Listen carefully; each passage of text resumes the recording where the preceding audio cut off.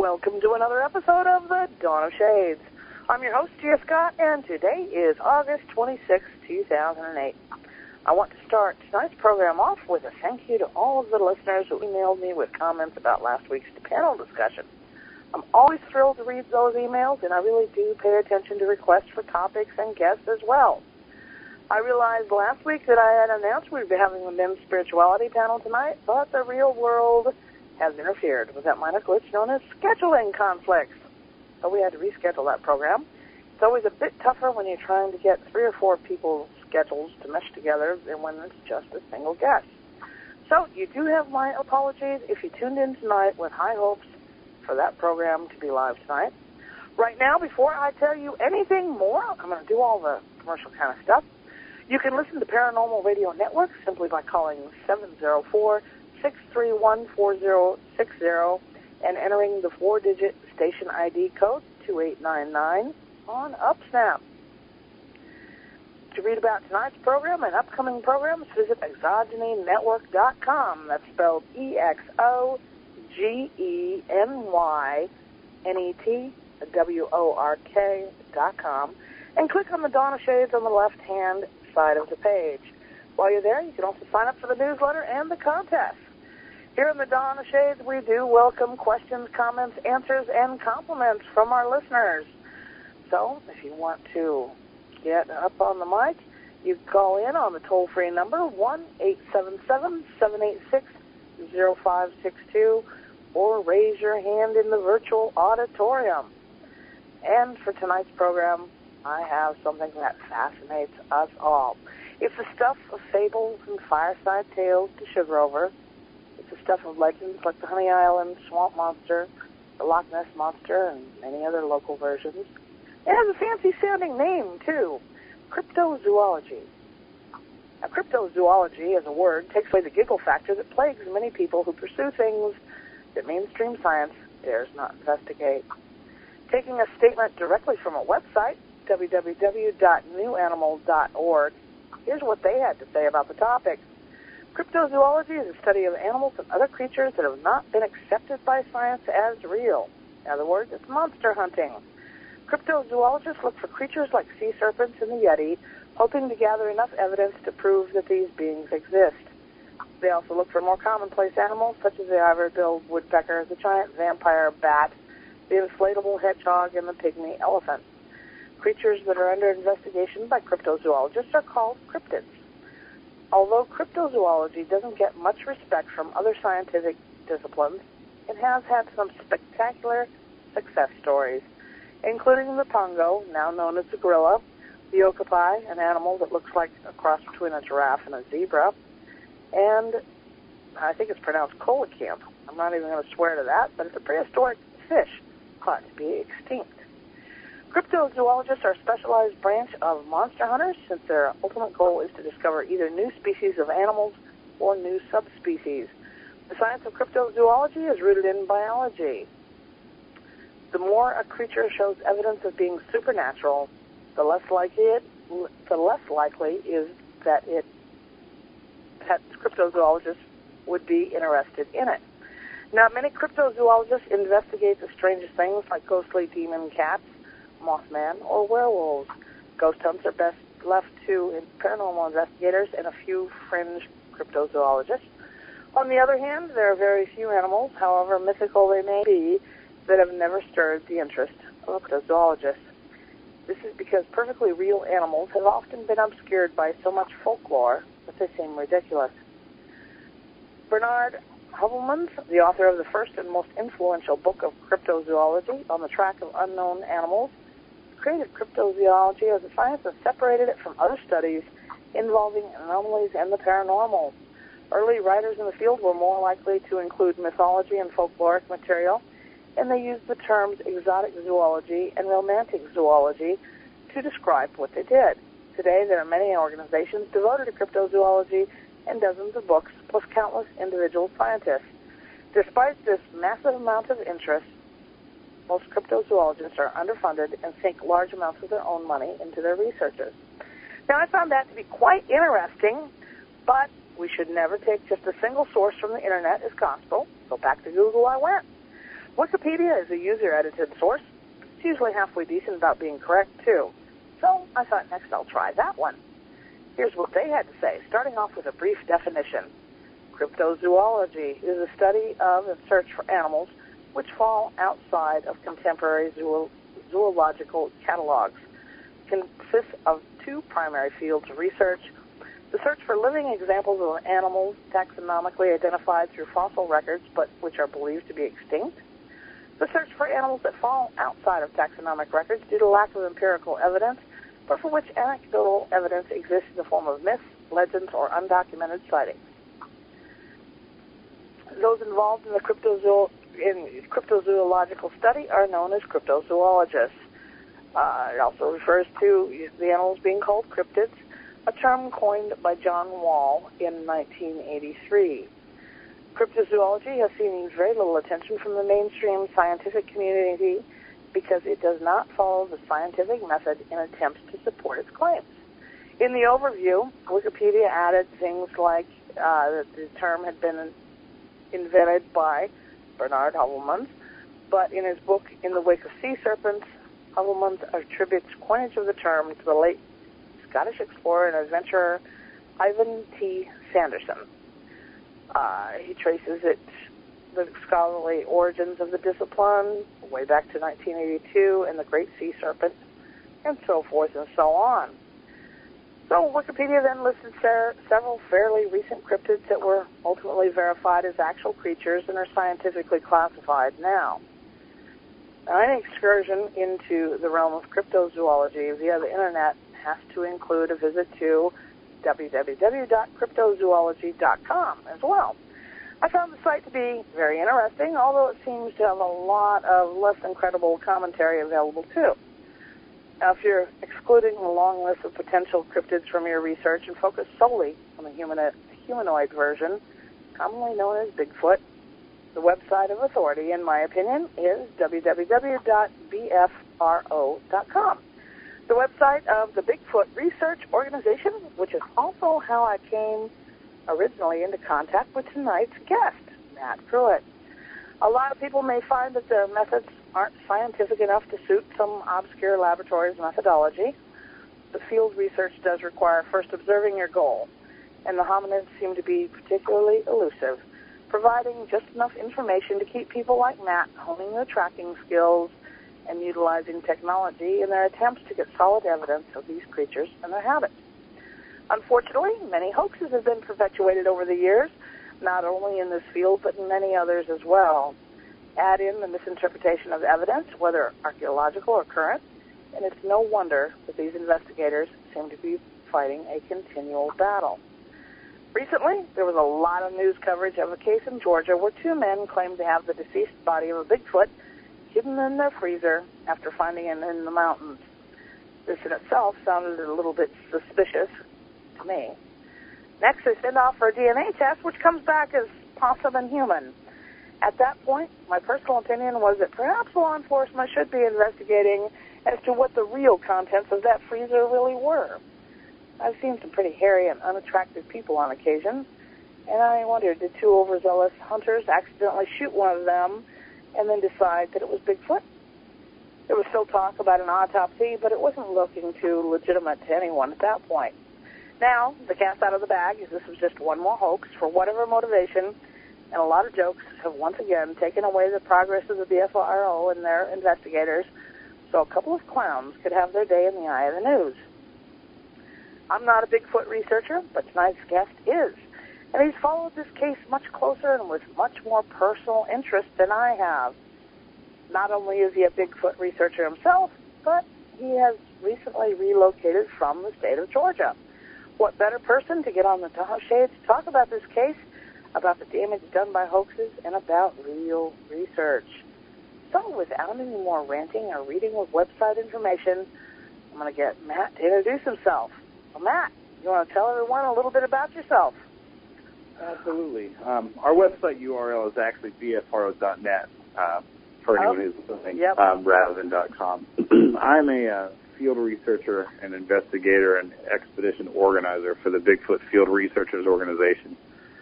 I've been conducting active Sasquatch field research for quite a while, and recently moved from Georgia to the state of Washington to further pursue these animals out here.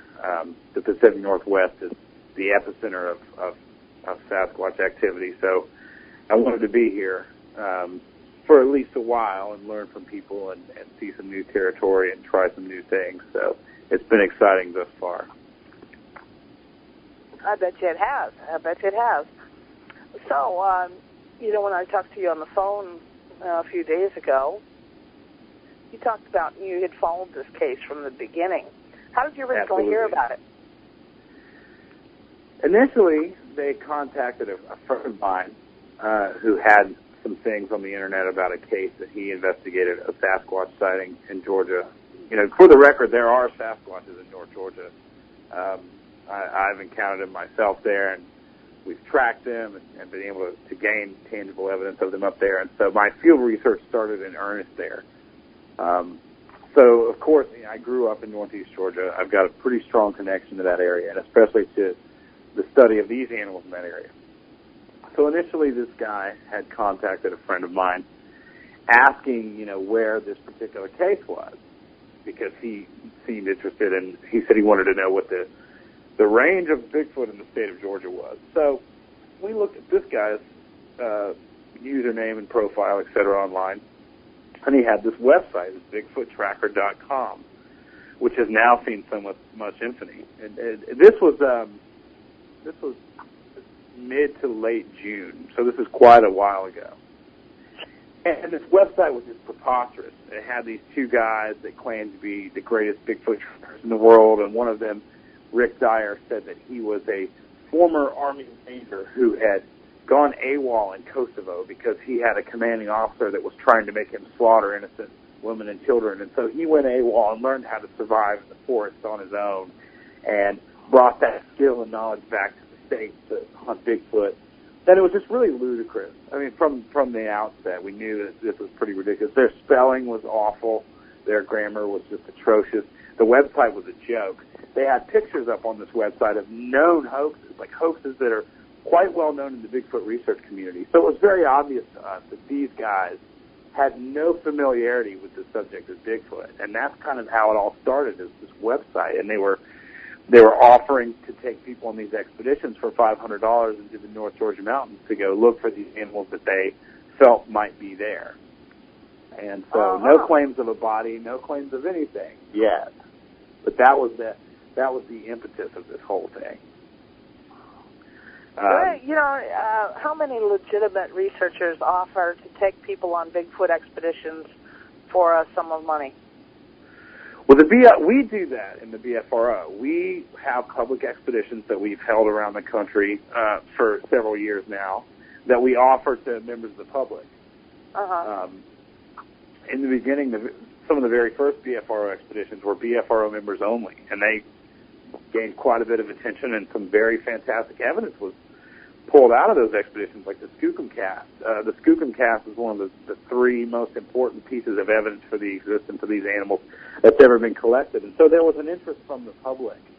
And as you stated earlier, cryptozoology is not very well funded.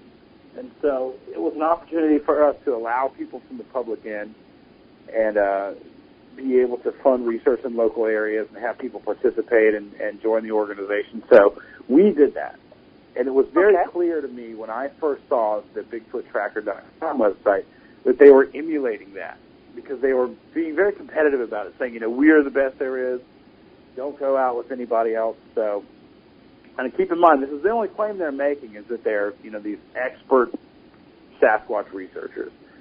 So I called them at one point, just, almost anonymously, just to pretend to be a potential customer, because I wanted to hear what they would say to me, what they would say to a potential customer.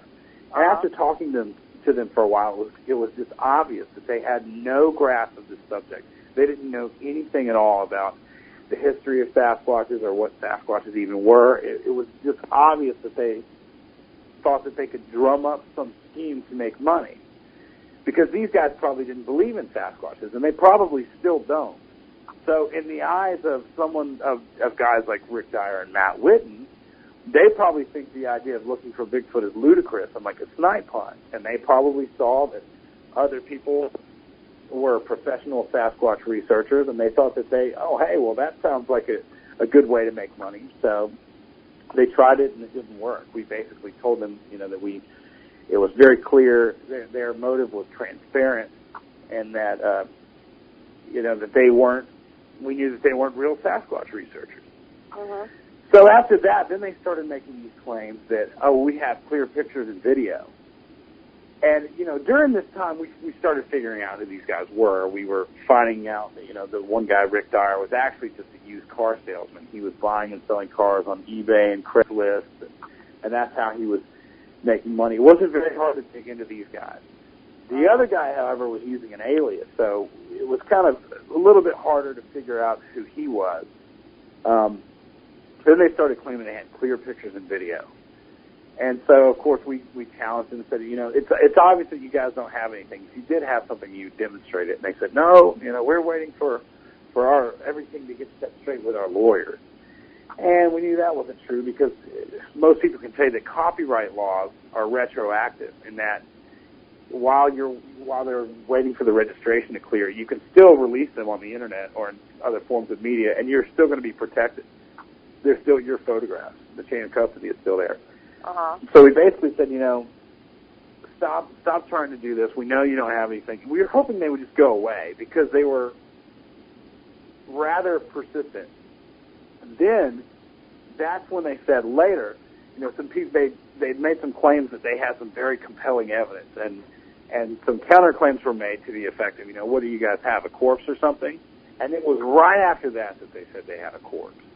And so it was obvious to us that, these guys don't have anything. But for some reason, that version of their lie really struck with some people. Some people thought, oh, my God, what if this is it? What if these guys really have it?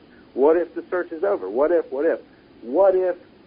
this turns out to be true, and everyone I've tried to convince that these things are real now knows that I'm right? And so this huge avalanche of what-ifs rained down on some people, and they became very empowered by the notion of what if these guys really have a body. Whereas, we in the BFR were trying to say, no, look at the chronology of this lie. Look at the way that they've gone about things. It's obvious that they don't really have anything. Because they claimed that they had a body, that they found a body early June.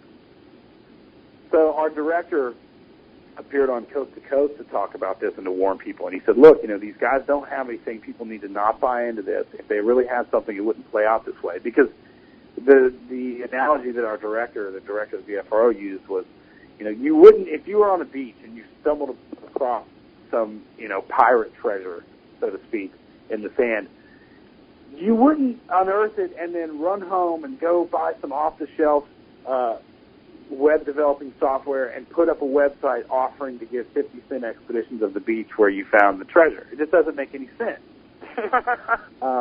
But unfortunately, people were really believing this version of the lie. This third lie that they had told, and so it gave them power. Now people are saying, we'll do whatever it takes to help you out. We'll do whatever it takes to help you get this body in the right hands. So no one's challenging them anymore because they kept playing this game where they were basically saying, okay, well, if you want to see this body, you've got to help us out, and if you become a naysayer at all, we'll cut you out of our deal. So all of a sudden, people in the Bigfoot research community empowered them. So we kept trying to dismiss it, and then something really interesting happened. I was at home out here in Seattle now, and a friend of mine called me and said, you're never going to believe this. You need to find some Atlanta local news media. So I went online and went to some news affiliates in Atlanta, and here was this guy who called himself Gary Parker. His real name is Matthew Whitten, and he's a police officer, and he's been shot in the line of duty. During the middle of him trying to create these YouTube videos and this website, he's lying to all these people saying he has the body of a Sasquatch. He didn't know what he did for a living. When we saw that, we thought, oh, my goodness, this guy's actually a police officer. He's a Clayton County Sheriff's deputy, of all things. It was really mind-boggling at that point because we still knew we didn't have it. But our worst fears came true, is that people would believe them even more now. And so people start saying, well, of course they must have it because he's a cop. Why would a cop risk his career? Why would a cop lie about something like this? And every turn that they made, we had a counteraction. You know, we were trying to just get them stopped, go away, and we thought that these releasing of this information would really help. The next thing they did after he was shot was that they filmed a video of a guy flying in from Texas, this Dr. Paul Van Buren, who's a pathologist who specializes in primate morphology, to come examine their body. And in this video, he meets with them at the airport, and then he goes to their place of residence, and he examines the body off camera, and then comes back on camera saying, you know, this is unlike anything I've ever seen. It doesn't fit into any taxonomic classification that I know of. Well, it was obvious right away that this guy was not who he said he was.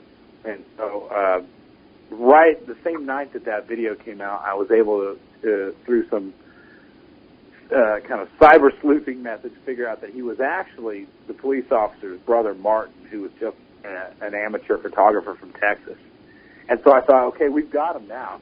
We can prove that this guy is actually just his brother, Martin. He's not a doctor. And so here's this police officer, you know, fraudulently showing this supposed PhD, because the way you have to piece all this together is that they're still, during this whole time, they're still selling these expeditions, or trying to, on their website, saying that for $500, we'll take you to where we found the body. Well, if there's no body, then that's a crime.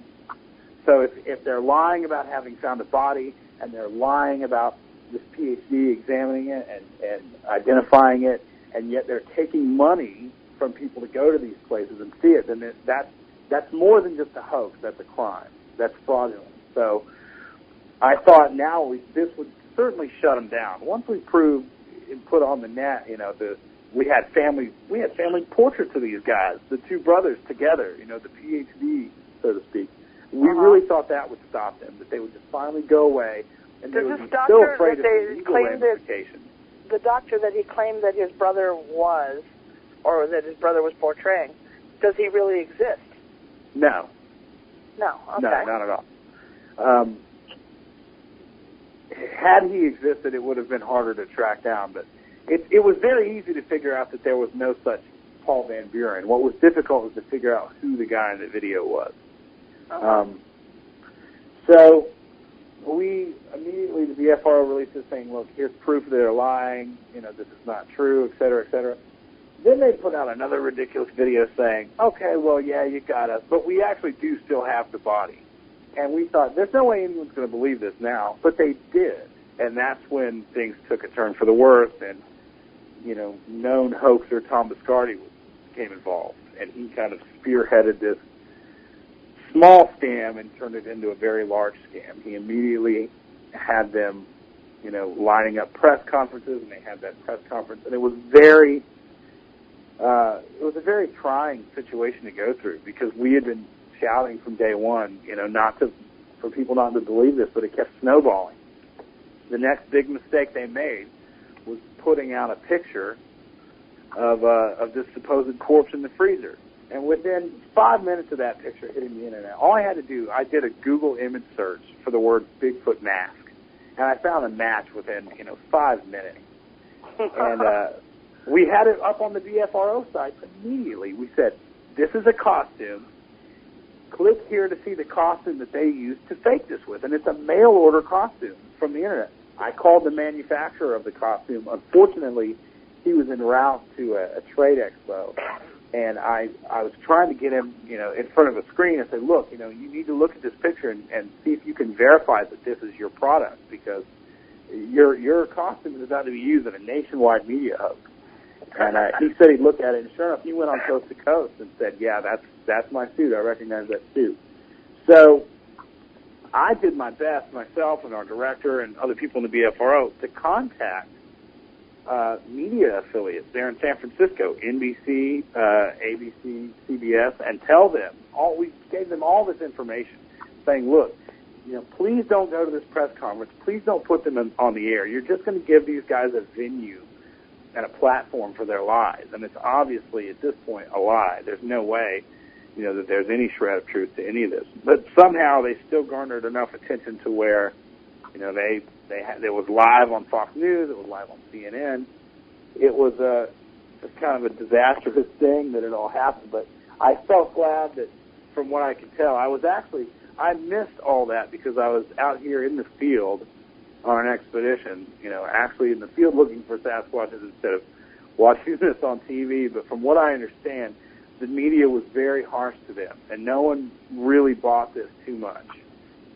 I think the main damage that was done was the fact that Fox News and CNN, before the press conference, the press conference was on Friday, and the story actually broke that previous Wednesday. So there were these headlines being circulated saying, Bigfoot body discovered in northeast Georgia. So, of course, I got the same response as if it had said, Matt Pruitt wins the lottery. All these people are calling me to say congratulations, and I'm having to tell them, no, it's not true. It's a lie. None of this is true. Because people were saying, oh, man, you were right. There really are Sasquatches, and they really are in North Georgia, So it was at that point, it was kind of a personal thing.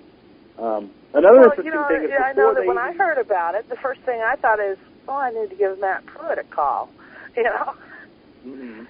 Yeah, because I didn't realize you'd relocated, and therefore, even if your name wasn't associated, with the news reports, I figured you were surely aware of it. Oh, absolutely. Myself and another BFR member and the director of the BFR, we were the three people closest to this case, absolutely, within our organization. I mean, this was an all-day, everyday thing because we were trying to avoid exactly what happened. And it's funny because on Monday, the Monday after the press conference is when the story broke that it was a costume. Even though we were saying the previous Monday that it was a costume, we were showing which costume it was, So it really was actually the previous Tuesday that we were showing. So, predating it by almost a week, we were saying, this is not real. It's a costume. Here's the costume that they used. Here's how they did it. I'm glad it's over now, obviously, but it was just to start off from this ridiculous little website and these YouTube videos to, these guys had the national press conference. They had this kind of almost worldwide attention. I mean, this is 10 times bigger than the previous biggest Sasquatch story in the media in terms of how many news outlets picked it up and how much coverage it got. I mean, this is easily the biggest Bigfoot story the media has ever seen. And it's unfortunate that it was this story, but, I think... Now, do you think that the hoaxes like this have a positive influence on serious research or a negative one? To tell you the truth, I really don't think that this has given the subject a black eye. And I've thought a lot about this because people always say, "Oh, it's over, man. The subject's been given a black eye. No one's gonna take this seriously." I don't agree with that. The burden of proof still falls on us, and it fell on us before this happened. The standard of evidence is the same. Blurry pictures and video now are still not going to be as good as they were before then. They're not. People say, "Oh, well, you won't be able to get anything through the door." Well, you couldn't get anything through the door before this. I mean, it's going to take incredible amounts of footage, very compelling footage, DNA evidence, or a body. That hasn't changed. So, in terms of what's required of us as researchers, the standard of proof is exactly the same as it was. Standard of evidence. I think people who believe that Sasquatches are real animals, their belief has not been swayed by this hoax, and certainly non-believers haven't changed their minds either. I really don't think that this will affect the subject negatively. Sasquatches, are, in my opinion, they are real, living, breathing animals. And so people will continue to see them. They will continue to report about them. They will continue to find their tracks and have encounters. This has in no way, it has not invalidated the evidence, of the past 50 years that's been scrutinized by science. It doesn't invalidate the work of people like Dr. Jeff Meldrum or Dr. Grover Krantz or the BFRO. It hasn't invalidated any of that. It was just a couple of guys who got a heck of a lot of attention over a failed attempt to generate some money. And they did make a small bit of money. I mean, they made about $50,000, which is, that's been the media story now, is do they deserve to be sued? Can they pay it back, etc.? But that's all it was. It was just a couple of guys who weren't very bright. You know, the police officers lost his job over this, and he deserved to, by the way. This doesn't invalidate the subject. It doesn't invalidate myself or any other researcher. We've still got the same task. It's not going to be any easier, but it's not going to be any more difficult now either. I mean, I think that the Bigfoot community will remain unscathed. What will happen is people will be very dubious and wary of important claims like this. You know, if you claimed you had a body, the easiest thing in the world would be to demonstrate it. You know, if someone claims they've seen one, well, that's a very difficult thing to demonstrate. But if you claim that you actually have one in your physical possession, then it should not be very hard to demonstrate that. So I think what people will be wary of are individuals who try to attach themselves to large claims like that, especially seeking any kind of major attention or large amounts of money. That's what people should be worried about. Right, yeah. And people should pay attention to whether or not something is true. And that's everywhere, not just in Bigfoot research. There are scam artists out there with everything under the sun, and some things I never thought of. You know, lots of things I've never thought of.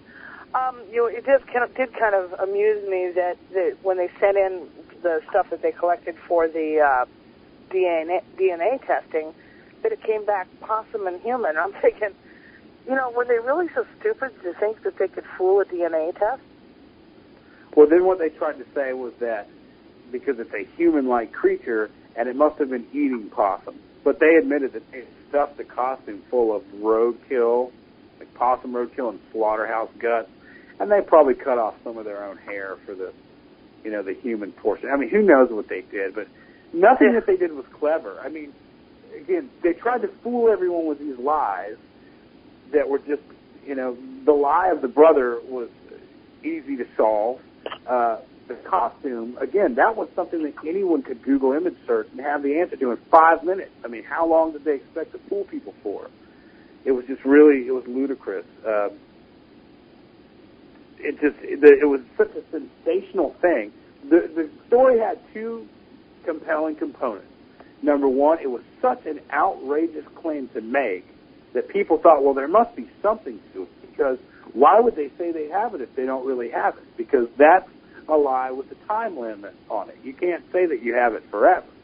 Right. And number two, the guy was a police officer who had been injured in the line of duty, and so they thought that automatically made him, immune to any kind of greed. Like that this guy was, he's obviously the most honest man who ever walked the earth. Well, it was obvious to us that wasn't the case. These guys were lying. These guys were trying to they somehow must have thought that if they got a lot of attention, that it would somehow equate to making a lot of money. And so I think the reason they got that attention is because the guy was a cop and it was an outrageous claim. And people thought, well, certainly they have something to show for such an outrageous claim, but they didn't. Now, you know, I know there have been other hoaxes in the Bigfoot research field. What other kinds of hoaxes have there been? Well, they usually don't get to go this far. You know, most of the time they don't make it beyond the local news. Well, most people there have been stories of kids wearing gorilla suits who run across the road, you know, in front of cars and motorists and try to scare them. And there's been the occasional faked track, faked photograph or video. But nothing like this where, because the people that fake the tracks and the photos and the videos, they usually don't try to make any money, and they usually don't try to get a whole heck of a lot of attention. This was, these guys said in that press conference that they wanted to make as much money as they could from this. You know, now they were saying that from the standpoint, you know, they're still in character pretending they have a body, but they meant that when they said that. They intended to make a lot of money from this. And like I said, the two guys, the two Jordans, they made $50,000 from it. Uh-huh. So, Matt, we do have a question in the virtual auditorium. Okay. So, Dimensional Star, if you'll give your first name and your location, you are live and on the air with Matt Pruitt. Hello, Matt. My name's November. I live in Oregon. The last big media event that I can recall, aside from this fiasco that these gentlemen put on, was there was a sighting reported by a psychologist and his family near the Oregon caves. Having been there myself and hearing some of the stories long before he had ever been there, just from various merchants and not, about Bigfoot sightings, did anybody from your organization investigate that particular sighting, and what was the conclusion? And yes, there were BFRO people who came. If I'm not mistaken, I wasn't in this part of the country at that time. If I'm not mistaken, I believe that the BFRO were some of the first people that he reported his sighting to. And no, the BFRO thinks that that's definitely a legitimate sighting. We think that definitely happened. I mean, his story is so compelling. First of all, he's a man of strong character, a very credible person, and a compelling story. And it kind of sparked something into him. He became very passionate about Bigfoot research, and I believe he still conducts active field research to some degree.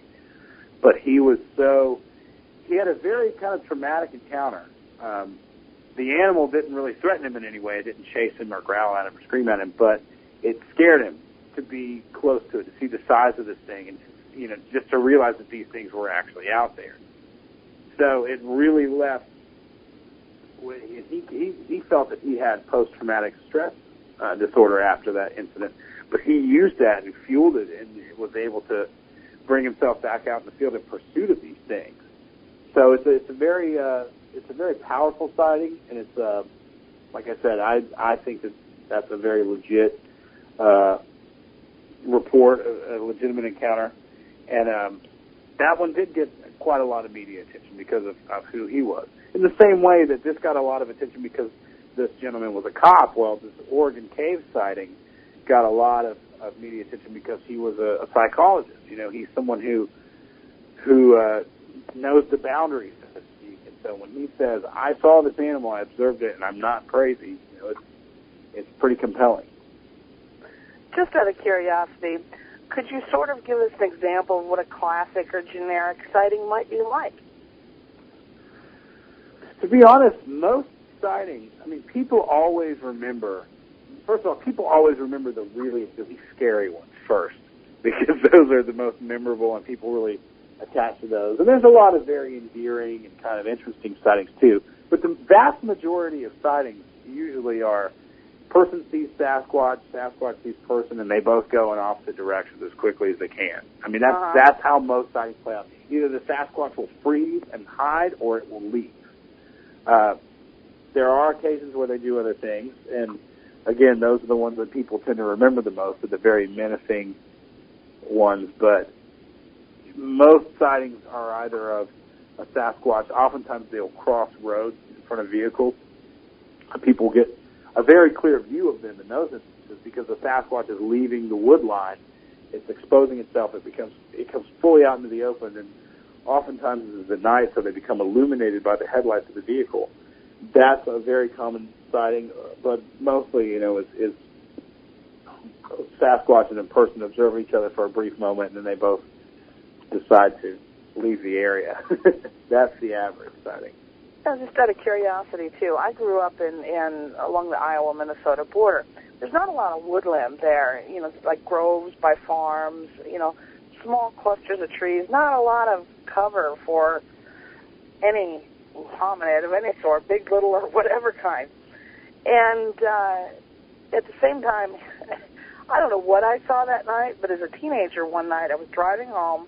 It was late, and I was past curfew, so, anybody who remembers being 16, 17 years old, being past curfew, I was sweating it already. I was about 5-6 miles out of town. There was a railroad crossing across the road.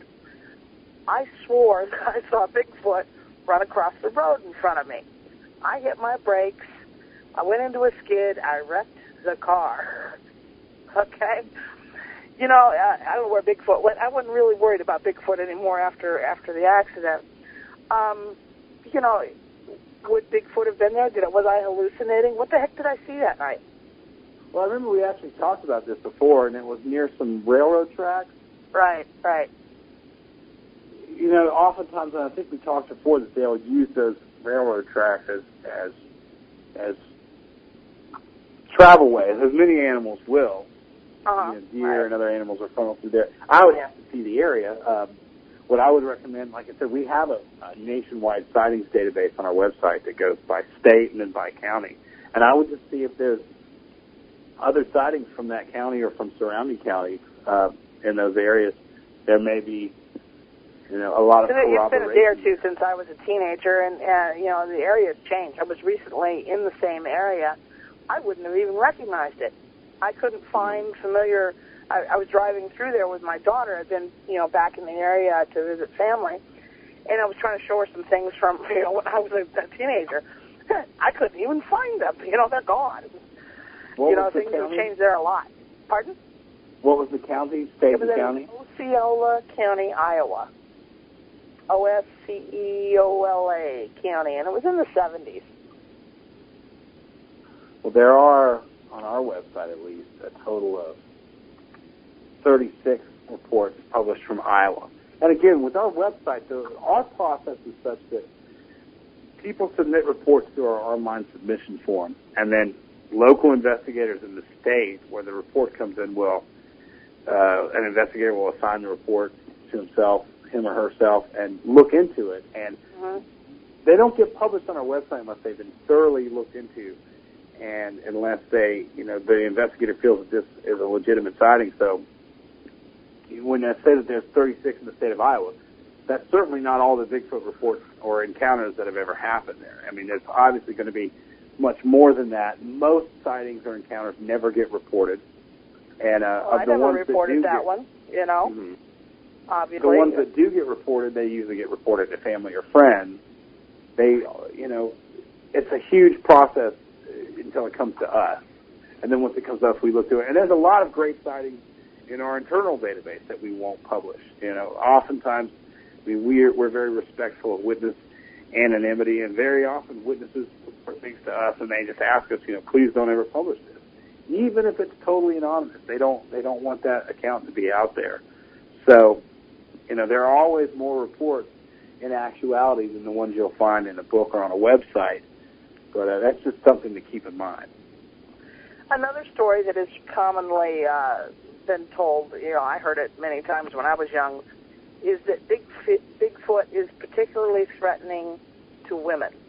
I have no idea why, but supposedly it was more likely to attack or try to steal the women or whatever the heck it was doing, try to bash its way into log cabins and so forth and so on. Is there anything, in recent history that hasn't much credibility more than these legend-like stories that indicates that women are at more risk from Bigfoot? No. I mean, we actually think that they're less threatened by women, and we have done that on expeditions many times, and we think it actually works, and that we'll get groups of women together to go out and feel the dark and to talk loudly and laugh. And oftentimes, I know some of the women out here in Washington in the BFRO will sing songs, oftentimes just Christmas carols or children's songs they know all the words to. And we think that Sasquatches can perceive that they're women and not men, obviously by their stature and their voices. And they're probably much less threatened by them because of the way women generally behave in nature. It's very different, men in nature. A lot of the people that you would observe in nature are hunters, and the majority of those are men. Men react to fear very differently. Well, when men have fear reactions, oftentimes they scream or shout or shoot or shine lights or throw things, and women don't react that way to, something big skulking in the brush, so to speak. So, and that's not to speak for all men or all women, obviously, but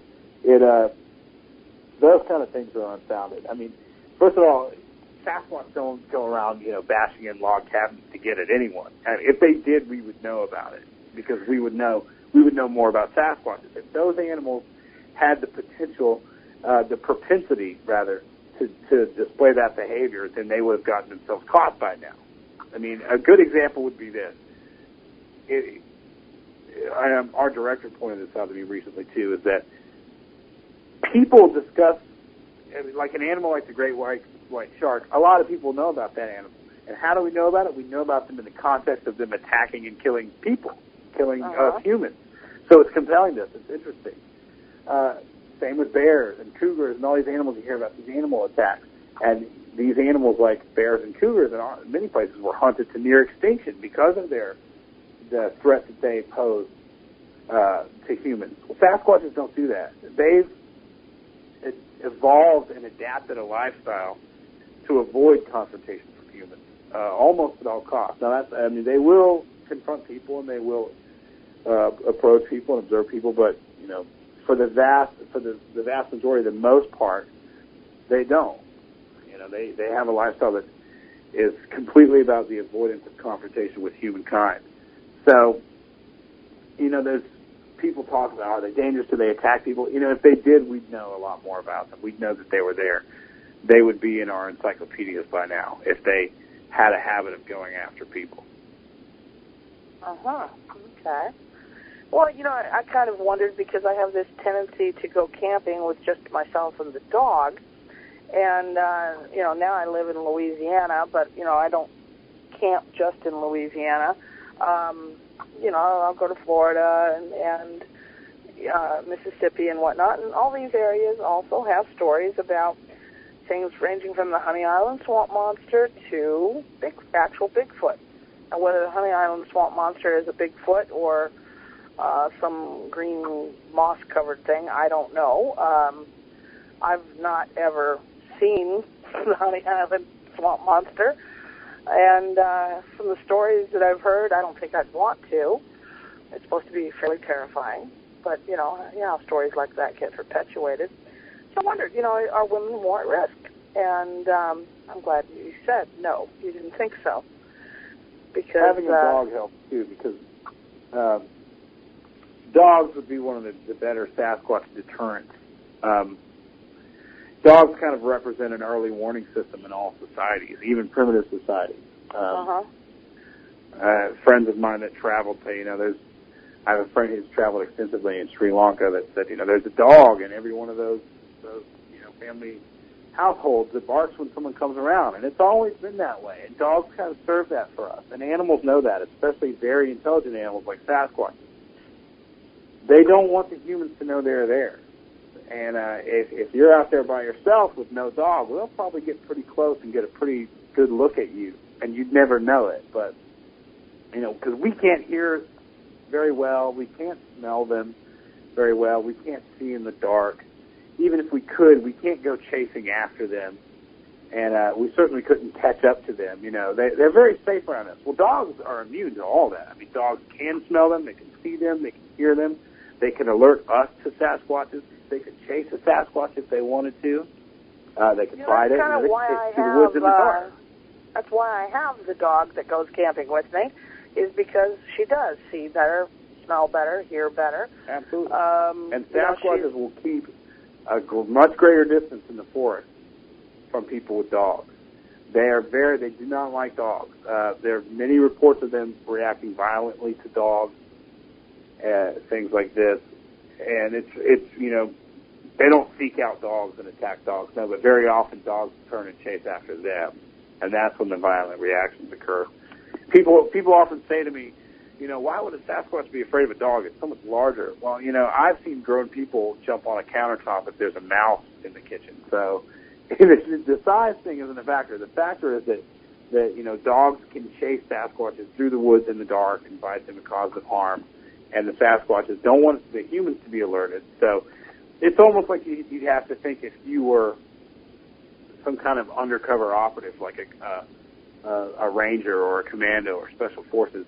If you're approaching to observe someone, you're going to keep a much wider perimeter if they have a dog. You're not going to come nearly as close because now not only do you have the human's very limited field of detection abilities, but now you have the dog's vast field of detection. So you're probably if you're going camping alone with the dog, you're probably pretty safe. Yeah, well, like I said, that's the reason she goes camping with me. And it's not because I go through life afraid of attacks by Bigfoot. It's usually human foot that you need to worry much more about. Absolutely. Yeah, we're far worse than Bigfoot has ever been. Absolutely. Yeah, so I was very, very curious about that. But, folks, guess what? It is time for us to take a break. It's also a very good time to visit my website, ExogeneNetwork.com, where you can find all sorts of interesting bits of information, from recipes to shopping to past guests and future events. While you're there, sign up for the newsletter and contests. And if you want to listen to this program on the go, you can do so by calling UpSnap at 704-631-4060 and entering the 4-digit station ID code 2899. So in the meantime, do stay tuned to the UFO Paranormal Radio Network, and the Dawn of Shades will be right back with our guest, Matt Pruitt.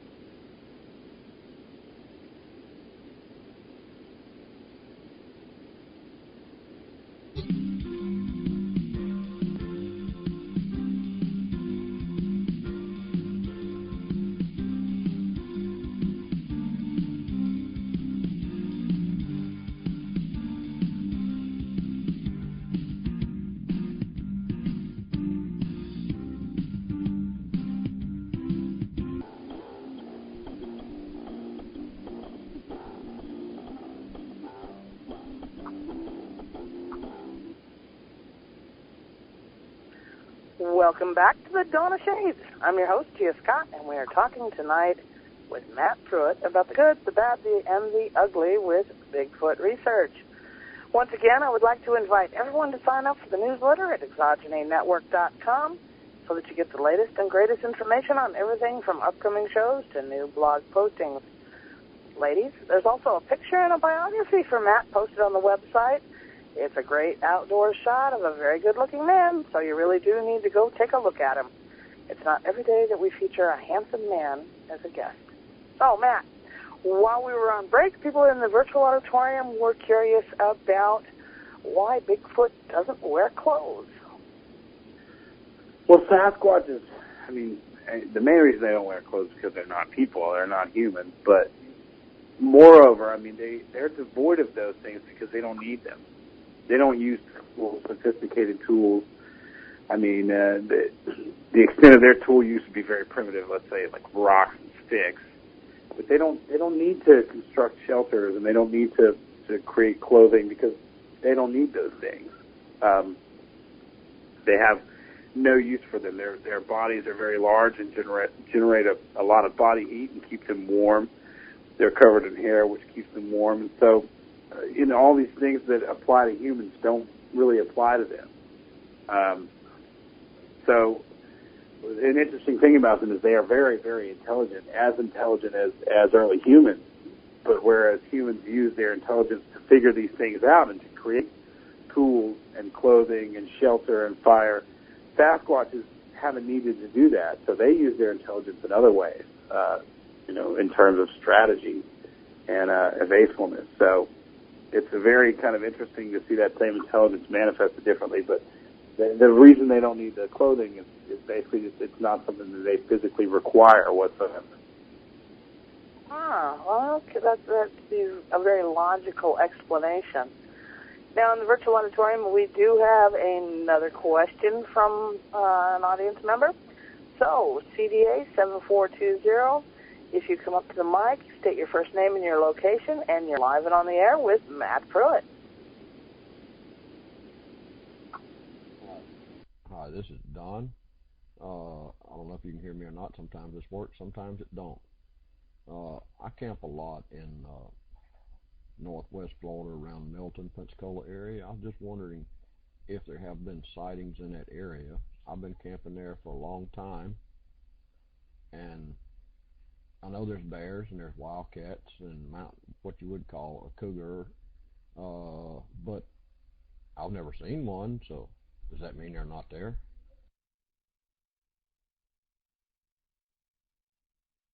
Pensacola, Milton area is what he said.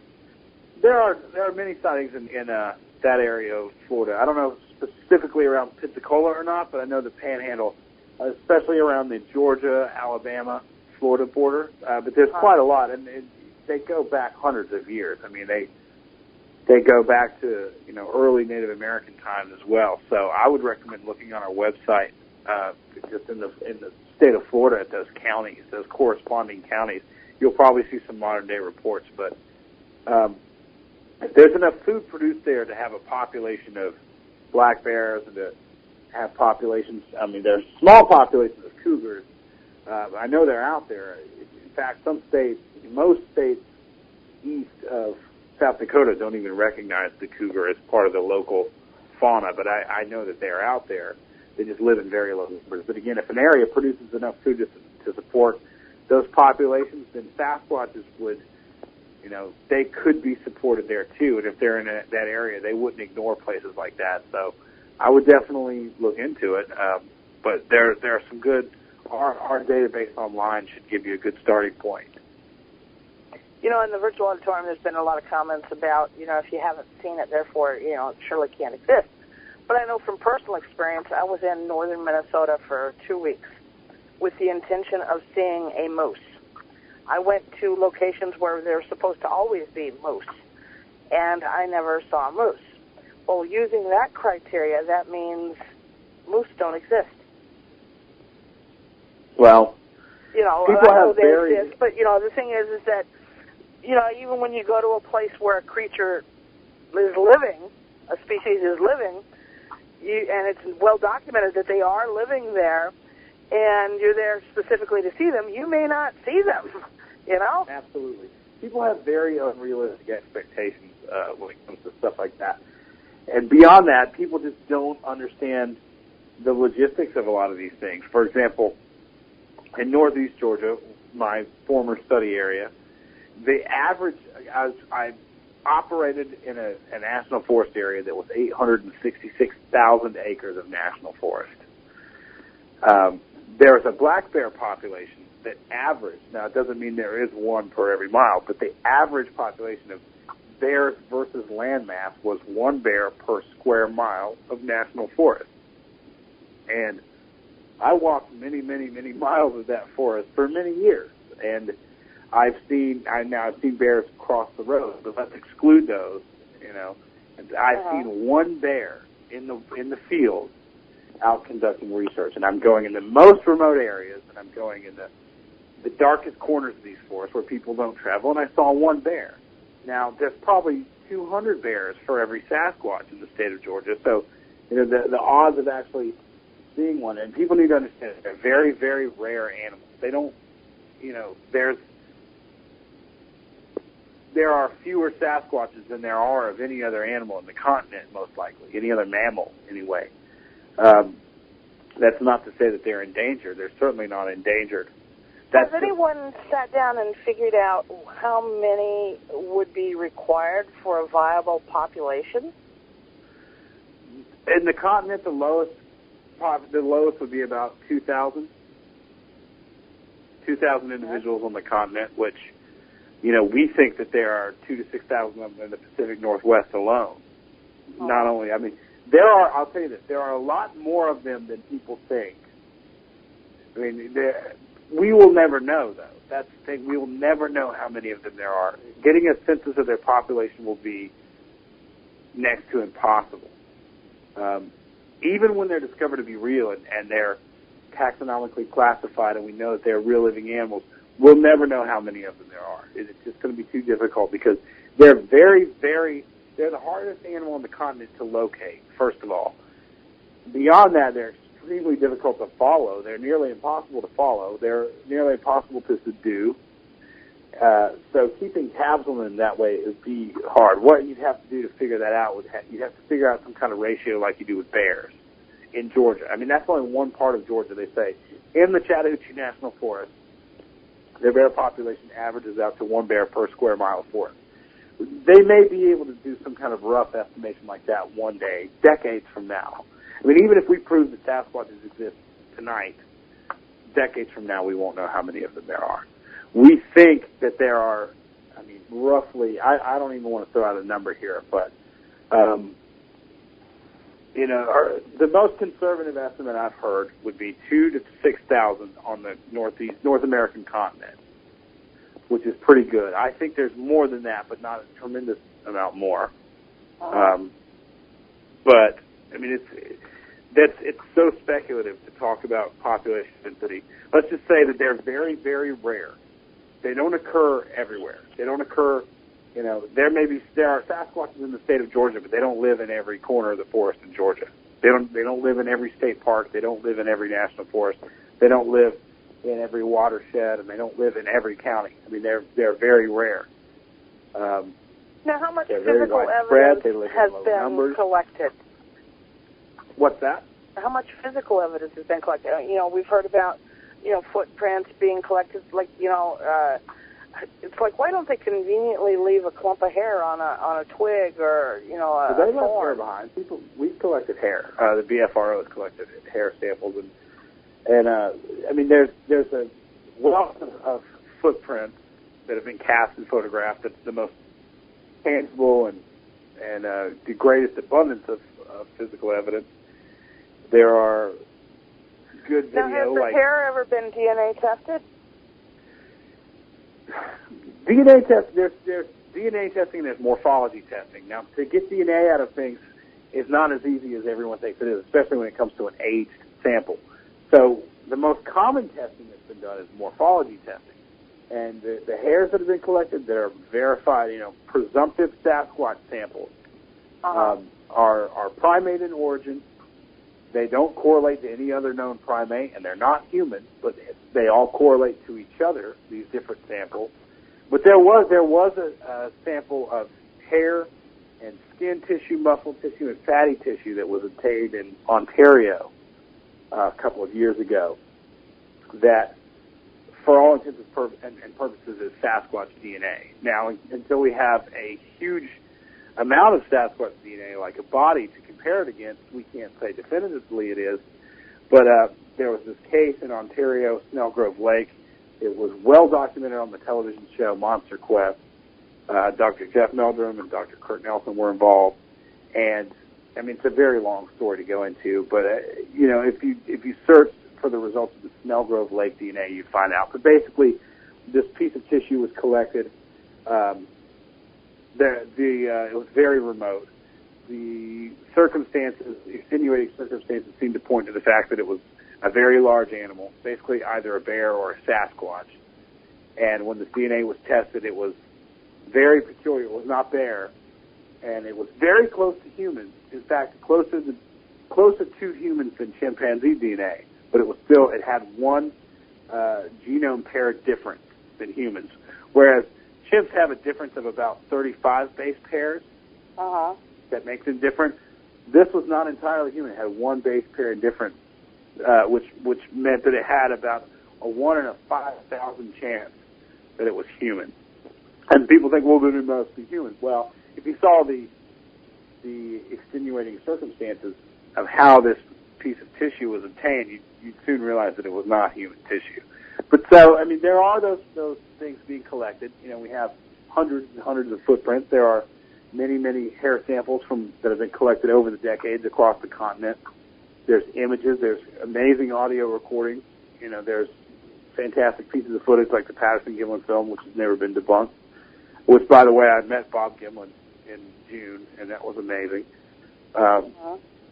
And then we have this new DNA evidence that came out of Snellgrove Lake, Ontario. So we're closing the gap, but it's happening very slowly. I mean, the information's coming at a faster rate now that there are more of us and we have more of an understanding of what we're up against. But it's not going to be any easier. But you'll see, we'll continue to collect these things, and I'm sure before this year is out, there will be new discoveries made. There are every year, and so hopefully, more DNA, more hair, more footage, etc. Now, as part of the research, you try to understand their habits and whatnot. What do you know about the Bigfoot diet? We know that they're generalized omnivores. The same way, in a lot of the same respects as bears are, and a lot of the same respects as early humans were. They seem to be opportunistic carnivores. We've found evidence of their predation on certain animals, especially whatever the dominant ungulate species in the area is. We've seen quite a lot of that. In the southeast, it's usually white-tailed deer. Out here, out west, it's elk and black-tailed deer that they'll prey upon. We've seen evidence of them taking various types of vegetation. There are lots and lots of reports of them eating all kinds of things. We've had reports of them getting into rural agriculture, taking chickens, goats, young cows, calves, things like this, even getting into trash cans, dumpsters, etc. So they're very opportunistic, much like a bear is. But I mean, they're generalized omnivores. They could eat, opportunistically whatever flora and fauna are in the environment around them. Now, have there samples of, say, nests or tools been collected that originate probably from Bigfoot? There have been some alleged nests that have been studied that are very interesting. They're similar in some ways to bedding sites created by other primates like gorillas and chimpanzees. But they don't seem to do that very often. I mean, they don't seem to have any kind of permanency in where they stay, even if it's only for a few days. They really have developed a lifestyle that's devoid of leaving behind those kind of signs. They're very good and very adapted to not leaving behind any indicator of their presence.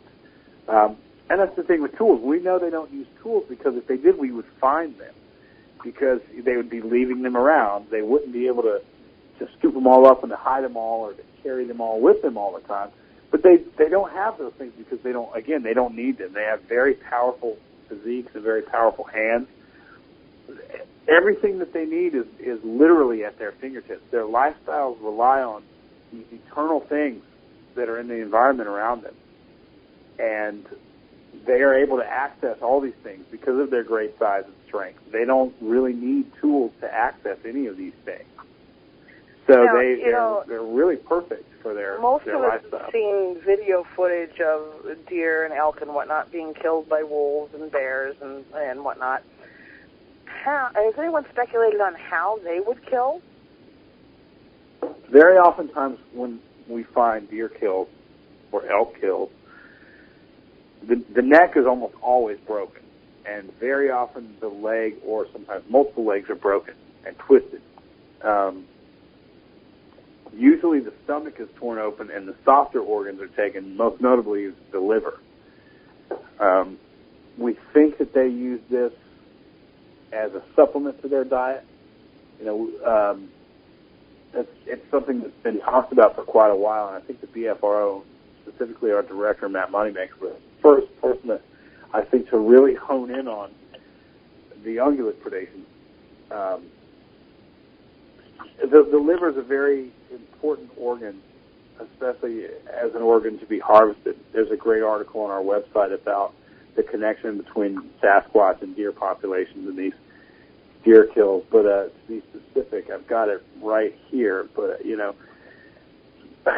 liver contains substantial amounts of every vitamin necessary for life. Okay, and that really comes into play when you look at the lifestyle of a big animal during really difficult months like the fall and the winter. Vitamins that would be depleted from their systems that they would get out of vegetation, now they have access to in large amounts in these deer livers. Vitamin A, for example, is very crucial for animals' ability to see in the dark. So a big, large nocturnal animal like a Sasquatch would be really attracted to this kind of thing. So that we think that that's what they're doing. And we've seen this enough around the continent now to really be able to kind of pin it down and say, this is important. This is an important thing to pay attention to. Because witnesses will find these kind of stashes of bodies of deer carcasses or elk carcasses, and they're killed in a very unusual way. And they have there's no bite marks on these bodies. There's no claw marks. There are no bullet wounds. There's no blunt force trauma. There's nothing to indicate that any normal thing did this, but yet they happen in hotbeds of Sasquatch activity and similarly across the continent. So there have been a few reports of people claiming to watch these things hunt and, actually physically grab these animals or to, in relays and run the animals towards each other and catch them. But again, that's another thing. If we prove that Sasquatches exist tomorrow, if we were tasked with an assignment to go film them hunt, I mean, that could take decades. So again, these are all things that we're just now learning about and just now putting the connections together in the last 10 years and trying to figure out how this all works together. And so a lot of it's speculative, but it's based on really solid, kind of groundbreaking evidence. But still, it's going to be a very long time before we know everything there is to know about these animals. Now, having a little bit of familiarity with their physical abilities, what do you think the chances are of putting a radio collar on one and releasing it? Impossible. First, you'd have to catch it. Oh, yeah. Assuming that you had one, that you could catch one, do you think you could get a collar on them and keep it on them? No. They have opposable thumbs, and they're incredibly strong. So there's nothing that would be strong enough to stay on the animal. I mean, these things are so... If you do any research and study the strength, kind of upper limits of orangutans, chimps, and gorillas, you will be amazed at how physically strong those animals are.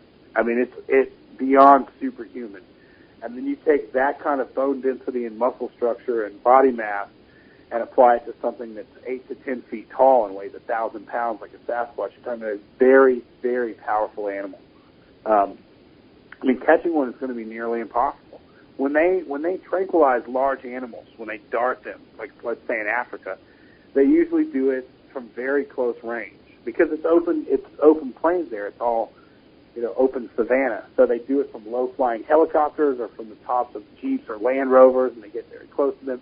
You won't ever do that with a Sasquatch because they live in very dense vegetation and very strategic terrain. They live in very steep, pretty unforgiving areas that are nearly impossible to get in on foot, let alone get in on, with a Jeep or a helicopter. And so then you think, okay, well, you're never going to get close enough to dart one from close range. Well, how are you going to get a shot at long range? Because they're going to constantly be in cover and be in this vegetation. And even if you did, you wouldn't know what kind of tranquilizer to use, and you wouldn't know how much of it to use. These things really depend on age and size and weight, and oftentimes the sex of the animal plays a factor. So let's say that you pull all these off and you actually darted it. Well, now we don't know how long it'll take for the chemicals to deactivate this animal. This animal may run 5 miles away before it, falls asleep, or it may die, and we'll never find it. It may run 5 miles away and die, and you'll spend the next, however long searching for the body. So the logistics, no scientific organization with what we know right now, like, again, hypothesize, we prove Sasquatches to be real. You come to them with what little we know. I mean, we know a lot about them, but it's still not enough for an organization to say, okay, well, let's go try to trank one now, because the logistics just aren't there. We don't know how to do it. So, again, they're not going to be located, followed, or subdued very easily, and that's why it's going to take so long to learn about them. Mm-hmm. Now, I know before, when we talked, you had talked about a game camera that had picked up a juvenile going down a path. Have game cameras picked up any more footage? There's always going to be kind of weird, anomalous, interesting images on game cameras, but nothing has been brought in nearly as compelling as those. I mean, they're incredible. Now, there were some good pictures. I say good, and they're good to Bigfoot researchers. They're still very blurry, but there were some pictures taken in Washington from a camera phone, a cell phone with a camera accessory that are on our website. I believe they were from Mason County, Washington, if I'm not mistaken. You should be able to find them on bfro.net.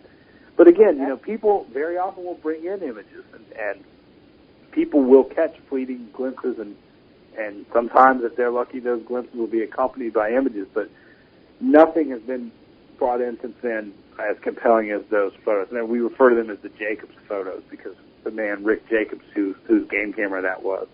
But again, that was, if you look into the lifestyle of the Sasquatch and their behaviors, that was kind of an atypical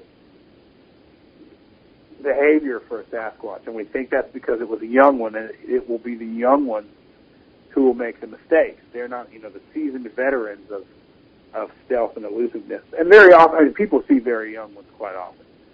So, not all Sasquatch reports are of the 8 to 10 foot, variety.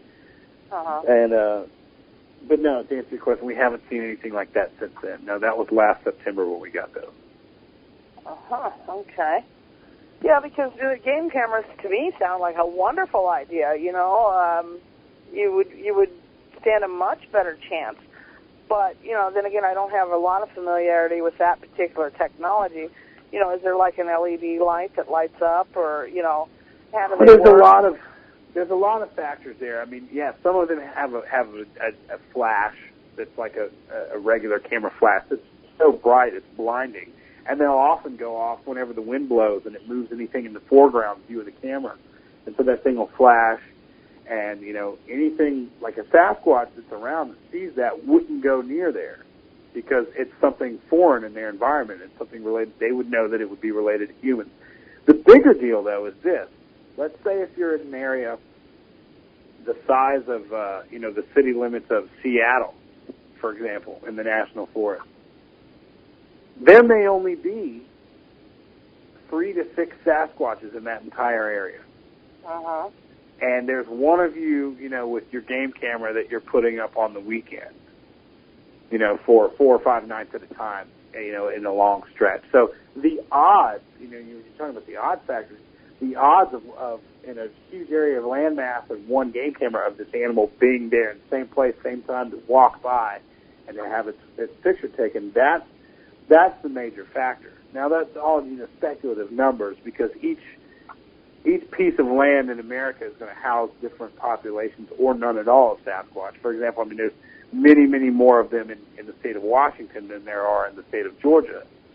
But still, you have to play those odds and think, well, what are really even the odds? I know they're out here. I know they exist, but if I put this camera up in this one place, what are the odds that one will actually walk by here? So we're still figuring out those things, trying to narrow down those odds. Because a lot of it right now, people are still having to rely on luck. Even if you take an area, your study area, and you learn everything you can learn about it, you learn every game trail and all the old abandoned logging roads and forest roads and the fire breaks and where the deer hang out and where the elk hang out and where the bear sign is most abundant, which kind of clay deposits can be found here, where these certain types of berries grow. There's so much information you factor in. Even when you've figured all that out and you're trying to locate a Sasquatch, well, you've narrowed down your reliance on luck, and now you're relying on 60% of this hard work that you've done. But still, the other 40%, well, is there going to be a Sasquatch that comes around here tonight and comes within view of my video camera or my audio recorder or steps somewhere that I can find tracks before I have to leave, in the next 2 days? So there's a lot of reliance on luck because we just haven't narrowed it down close enough yet. But we're getting better and better at it all the time. So those are factors that people think about too when they think about the game cam equations and all these things. But yes, we do have this technology, but it's not being used and focused and not in a huge collective effort it will take. The BFRO, those of us in the organization, we're the only people doing this stuff. And there are other independent Bigfoot researchers out there, but for the most part, we're really doing this collective hard effort, and the information and the data and the evidence is coming a lot faster now than it used to. But it's still, it's a battle, it's a challenge, and it's in no way, shape, or form easy. Well, it sounds like the BFRO is probably like the biggest organization involved in this in a serious way. In a lot of ways, we're the only organization. And there are other groups and organizations, and that's not to knock anyone, but because I know there are other groups of people out there who are committed and devoted and who get together and work together, but there's no effort as large as the BFRO. We're the largest organization, the oldest and the only organization of its kind, and it's a labor of love. I think I said that before when I was on here. it's still basically an all-volunteer group. So there's a very not like steep learning you're curve earning there. money chasing Bigfoot, right? Oh, no, like you said before, it's all, luckily we have a benefactor for the organization that helps funding when it comes to things like equipment, but no, I don't earn any money doing this, and I don't intend to. I'd rather help get them in our encyclopedias. I'd much rather be a part of this collective effort, which is what it's going to take. That means much more than any kind of monetary gain, because again, we won't, even if they're proven real tomorrow. It's not like people are going to go, oh, well, these guys said that they were real this entire time, and these guys really put all this forth. Well, game over. Absolutely, it's not going to happen like that. What will happen is that, we'll prove that somehow, like, let's use this situation in Georgia. If there was a dead Sasquatch found in Georgia, well, then the scientific community would say, okay, well, now we know there was at least one in Georgia. They're not going to say, yes, we fully accept the existence of these animals ubiquitously across the continent. So we'll still have to prove that they exist in other areas and which areas they do exist and find evidence. And then people will be so fascinated with these animals that there'll be this huge demand for knowledge of them. But again, that knowledge isn't going to come any easier than it has in the past. It's going to come very slowly and in fragments as we learn about them. And so, like I said, because we're not going to be able to follow them very easily and locate them very easily. So once they're proven to be real for us, that's when the game will start. That'll be just the beginning of this. So right now we're trying to, feverishly to get to that point, to get recognition and acceptance for this animal and to get some protection for them is another huge goal of the BFRO. And then from then, to study them even more. But no, it's a difficult. It's easy to imagine some less than well-educated person out and happens to spot Bigfoot and blast away with his deer rifle or shotgun or whatever and manages to kill one. Unfortunately, that's the scenario that I can see happening much easier than I can, finding one inside of their crosshairs before. There have been sightings reported where hunters have seen them in their crosshairs, and some hunters have shot. There's a lot of stories of them being shot at or, oftentimes being hit. But for the most part, people say the sightings so brief that they were so stunned by what they were seeing. Sometimes people will say, well, it looked too human-like, or sometimes people will say, I thought there was a possibility that it might be some kind of a person. But that may happen one day. But I'm just throwing that out there to let you know that that's been reported before in many legitimate encounters and reports. So, people have had them in their sights before, and I'm sure they will again. And who knows? Maybe after a story like this that just happened, where America was kind of presented with the idea that one had been killed, maybe people will react differently. Maybe it has some effect on the way people perceive situations like that. I don't know. Only time will tell that. But, it's certainly not impossible. But that's not, we're not out trying to kill one. That's not what we're interested in. We're interested in getting very, very good and powerful video footage of them and to collect DNA. I did have a question in text in the virtual auditorium. Let me get to it again. Do sightings occur mostly near caves, streams, a certain type of landmark? What's the kind of terrain? Wooded terrain would be the only common denominator. Because they exist in areas of the Everglades of Florida, and they exist in areas of the Rocky Mountains. They exist in areas of the rainforest of the Pacific Northwest. They exist in areas, the upper New York State, the Adirondack Mountains. So there's no commonality besides, remote, wooded. Yes, there's always creeks and streams and rivers. And for example, in northeast Georgia, there are no caves. That's just a landform that doesn't exist out there. In the northwestern part of the state, there are many caves, but in northeast Georgia, there are not caves. And there may be a few small overhangs, but now there are some old gold mines, but certainly not enough to say that there's a lot of gold mine and mine shafts around, but they don't need caves to hide in or survive in. It certainly wouldn't hurt, and they probably would be attracted to landforms like that. But no, I mean, there's no pattern there. Like, if we've had areas where there have been numerous tracks found or numerous sightings, you would think, well, all you have to do is find the nearest cave and then hang out around there and hopefully see the Sasquatch. And it just doesn't work that way. They don't stay in those areas long enough. They move around in their home ranges. They don't migrate. They don't migrate from, and at least in my opinion, they don't migrate from place to place.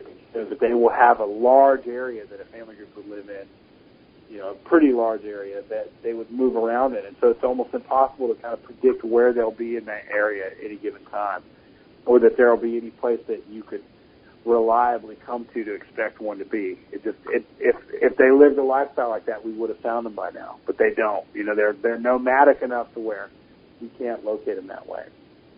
That's interesting. And, to try and imagine a hominid that uses no tools for hunting or anything else, doesn't have fire, doesn't need clothing, doesn't need shelter, and doesn't even make nests. I mean, this is kind of mind-boggling. And then add in the incredibly nomadic nature. I'm amazed anybody's ever seen one. Well, people see them quite often. I mean, several hundred sightings a year that come to us that we feel are legitimate. There are probably many, many more sightings than that just never get reported. But more often than that, people will hear them, or they'll hear them moving in the brush, or they'll have some kind of interaction, like, you know, some kind of rock throwing incident, or various things like that. Most people don't see them, and that's another thing that contributes to their success, is that in areas that have a lot of Sasquatch activity, I will get so many reports from people who say there are no such thing as Sasquatches, and then I'll say, well, tell me the strangest thing that's ever happened to you in the woods. And they'll tell me a story that is to a T, you know, a Sasquatch encounter, but they never saw it. It stalked them, it followed them, it threw rocks at them, it screamed at them, it shook vegetation and crashed down some trees, and the things that Sasquatches do to intimidate people to get them to leave. But because the person never saw the animal, and in their mind or their reality box, however you want to put it, you know, they don't factor Sasquatches into that. They think, well, those things aren't real, so it had to have been something else. Now, if they had seen it, it would have changed their mind, because then they would have known what they were looking at. And so I think, you know, more people see them than we know, because they won't all get reported to organizations like ours. But beyond that, many, many, many more people hear them, hear their vocalizations, or et cetera, and that never gets reported, because a lot of these people write those events off as, you know, something else, or just something anomalous. So many people tell me an interesting story that to me is indicative of Sasquatch behavior, and then they'll say, you know, I've always wondered what that was. And they've just left it at that in their mind. They've never put, you know, a face or a name to this experience, and they've just said, that was weird. I never knew what that was. And so there are quite a lot of people that experience these things. I mean, they're really not. What kind of noises does Bigfoot make? I mean, that would be a huge answer. I mean, they'll make various types of sounds vocally. For example, I mean, they make a strange kind of array of sounds vocally and non-vocally, you know, banging things together and certain things like that, et cetera. But vocally, they'll make an array of sounds really depending on their range to each other, their distance to each other. At great distances from each other, they emit these very eerie, kind of mournful howls and screams. And it's just because the volume and pitch that they're putting out there really carries a long distance. And so it's you know, many animals vocalize in that manner to locate each other. Sasquatches will do the same thing. Closer range, however, they'll make more unique sounds. You know, if you say like mid-range sounds, they'll make strange whooping sounds like you'll hear on the BFRO's website. I've heard that in the field a few times. And then very close to each other, I mean, we've heard things that had recordings of things that had witnesses report sounds that sound very much like people talking to each other. Theirs is a very kind of growly. It's very hard to describe, but it's reminiscent of people talking to each other, which is very strange. That's not to say that they have a language. It may be just some kind of chatter like other apes will chatter, or it may be something very protolingual, but they will make those sounds, and that's an unnerving thing to hear. And people very often will hear those things too, witnesses and people on our expeditions as well.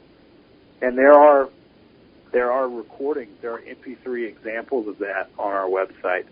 There's a photos, videos, and sound section of BFR.net that has some examples of those sounds. But you wouldn't be able to categorize, here are the sounds that Sasquatches make, because they have complex vocal tracts, probably very similar to ours, and so they can make a variety of sounds. They'll make very interesting whistling sounds very often. And again, if I had to classify it, I would say that you'd have to distinguish it by their distance to or from each other. Okay. So there's sounds not unlike sounds that humans would make. Well, the defining factors, like when a Sasquatch does these big, powerful howls, it's of a pitch that's just almost unearthly. When you hear it, you know it's no other animal, and you just can't conceive a human making that sound. And I've met a lot of people who have tried to emulate it, but beyond that, they'll just sustain the amount of lung capacity that they have. They'll produce a call with such sustain, and a call that'll be so drawn out that they'll just go on for much longer than a human can do, or a coyote can do, or a wolf can do. And it's just, those are the kind of defining factors when you think it's a very, very big animal with a very powerful set of lungs. That's a set of lungs much bigger than anything that we know of. So they're human-like only in a very superficial sense. I mean, they're very powerful sounds. And people have the researchers played these sounds that they've recorded back when they're out in the field to see if they get a responding call? Absolutely. We've done that. I know the BFRO has done that for many years, and it's gotten a lot of responses that way.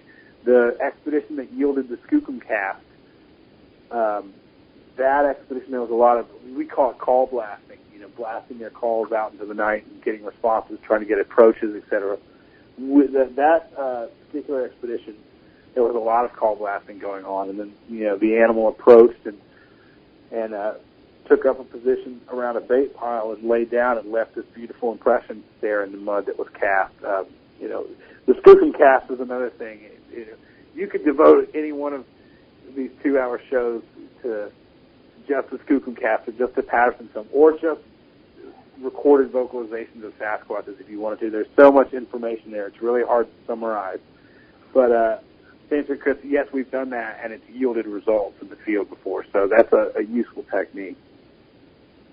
Uh-huh. Well, because you wonder, because I'm sure anyone who's spent much time in a remote area has heard some strange sounds in the night. Absolutely. And you wonder, okay, was I really hearing something being tortured by something else? Well, something that's important to do is to really intimately familiarize yourself with the native sounds that are like when I was doing field research in North Georgia, I had to really get familiar with all the sounds of the indigenous animals there. And I'll tell you, there's some animals that make some very bizarre sounds, like barred owls have a very interesting, when they have a territorial dispute, they will make sounds that sound very much like monkeys chattering. They don't sound like big, they don't sound large like Sasquatches do, but that it's reminiscent of the way monkeys sound when they are chattering. And, I was very familiar with them as I first got into research. I knew that I had to familiarize myself with all these different sounds so that I knew what I was listening to when I was in the field. That way, if I heard something that wasn't anything I was familiar with, it was a good starting point. But I've been out in the field with people who, not Bigfoot researchers, but friends of mine who I've taken into the field and had some barred owls start up a territorial dispute, and my friends were just sure that they were hearing some kind of monkeys. And I'll say, no, those are owls. But, if you were a novice and you weren't familiar with that, it probably would be very unnerving to hear that. So, you're right, there's a lot of weird sounds in the woods that aren't Bigfoot. I mean, Sasquatches are the weirdest, but there's a lot of other things that make some very strange sounds. small, like red foxes, for example. Foxes make some very kind of haunting-sounding cries and screams, and they sound almost like a child.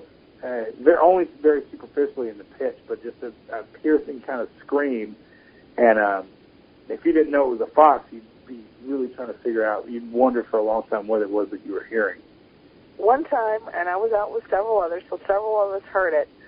This scream sounded like a cross between, I guess, a gorilla and a horse being slowly tortured. And the scream seemed to go on forever. And it sounded like something was being horribly tortured. And I don't know what it was. It wasn't an animal any of us had ever heard before or since. But it was the most bizarre sound, and it did. It went on for, it seemed like an eternity. That's pretty bizarre. I've never heard of that. I don't know what it was, but, you know, like I said, it sounded like a scream. Describe sound. Yeah, I mean, scream, you say, you know, like a gorilla and a horse, that's, another person might hear the same thing and describe it, you know, use different descriptors to it was a very big-sounding scream. It didn't sound like it came from a small animal. That's the best way I can put it. And it sounded like it was, even though it was fairly loud, like it was coming over some distance. And there again, you're sort of guessing, you know. But well, it may very well have been a Sasquatch. You never know. Yeah, maybe. We are out of time. And it always goes very, very fast. Yeah, it does.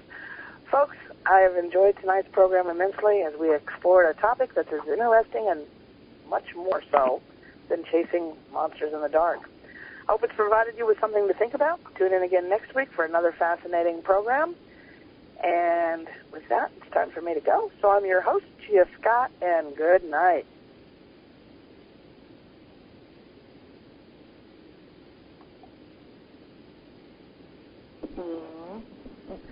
You still there, Matt? Yes. Well, thank you very much. I guess I'm going to have to bring you on and do some more talking about it. Oh, I can't thank you enough for having me on again. And I know this, again, there really is a lot of information there. So any questions, my mind starts racing of how I'm going to answer this in the most direct way. So I don't mean to rant so much. Oh, no, you did fine. You did fine. I'll send you a link with exactly where the archives are located. Excellent. And thank you very much for coming on. Definitely. Well, I appreciate it very much again. Thank you.